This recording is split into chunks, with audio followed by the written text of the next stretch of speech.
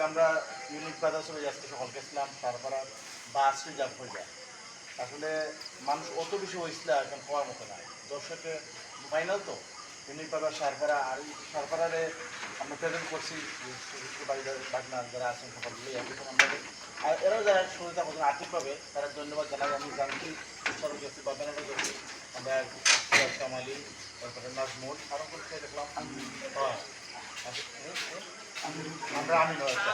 তারা ক্রীড়ামূলক মানুষ তারা দেশে থাকতে আলোচনা সম্পর্কে আসে তারা অত্যন্ত বালা আর তারা আগামী দিনও লাগে আর কিছু মানুষের উৎসাহ উদ্দীপনা দেওয়া যারা আরও কিছু মানুষ দেওয়া দেওয়া আমরা খেলাধুলা অঞ্চলের মানুষের আত্মীয়তা পারে আন্তরিকতা পারে